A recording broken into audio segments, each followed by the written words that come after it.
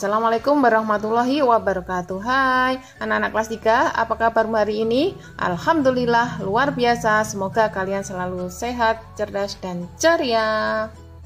Hari ini kita akan belajar motif hias dalam karya dekoratif. Tema 7, subtema 3, muatan SPDP. Kompetensi dasarnya yaitu 3.1, mengetahui unsur-unsur rupa dalam karya dekoratif. Sebelum mulai belajar, seperti biasa ya, terlebih dahulu kita awali dengan berdoa. Berdoa menurut agama dan kepercayaan kita masing-masing agar belajar hari ini dapat berjalan dengan lancar. Tolong siapkan alat tulis kalian juga ya, nanti untuk mencatat hal penting yang nanti Ibu sampaikan. Tujuan pembelajaran hari ini ada dua ya. Yang pertama, siswa dapat menjelaskan arti seni karya dekoratif. Sedangkan tujuan pembelajaran yang kedua yaitu siswa dapat menyebutkan berbagai motif ragam hias dalam karya seni dekoratif. Anak-anak, dalam materi yang terdahulu sudah dibahas tentang karya dekoratif. Seni dekoratif merupakan menggambar yang bertujuan untuk mengolah permukaan suatu benda menjadi lebih indah. Ada 4 macam ragam hias yang dapat digunakan dalam karya seni dekoratif.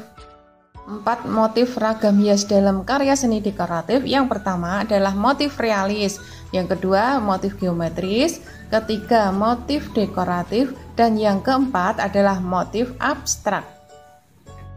Mari kita bahas satu persatu keempat motif tersebut ya. Yang pertama adalah motif hias realis. Motif hias realis merupakan motif yang dibuat berdasarkan bentuk-bentuk nyata yang ada di alam sekitar.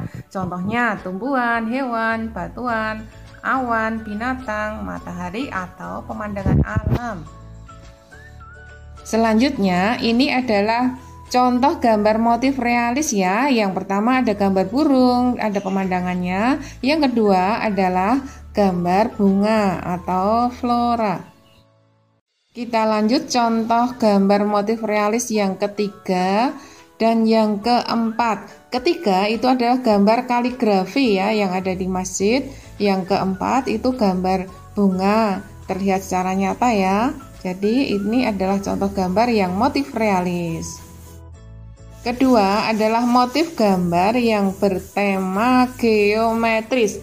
Motif geometris merupakan motif yang mempunyai bentuk teratur dan dapat diukur menggunakan alat ukur. Contohnya ada bentuk segi 4, segitiga, lingkaran, silinder, atau bentuk tabung ya.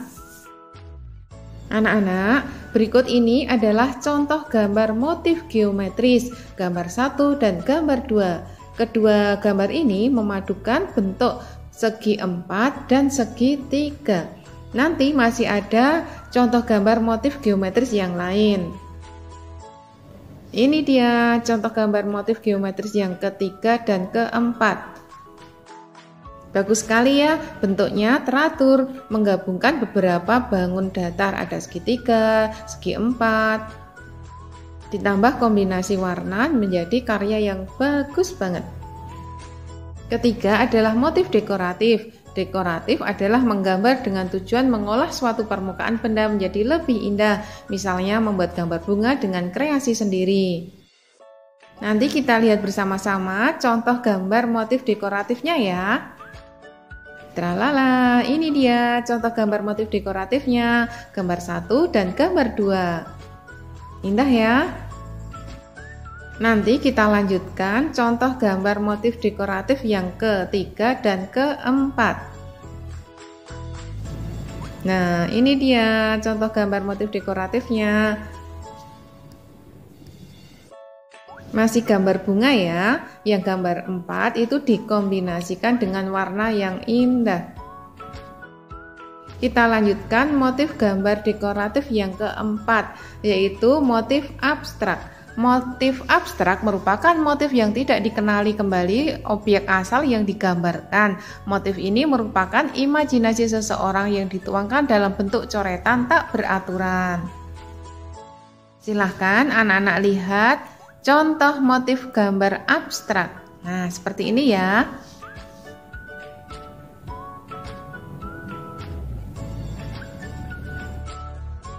Anak-anak sudah paham ya?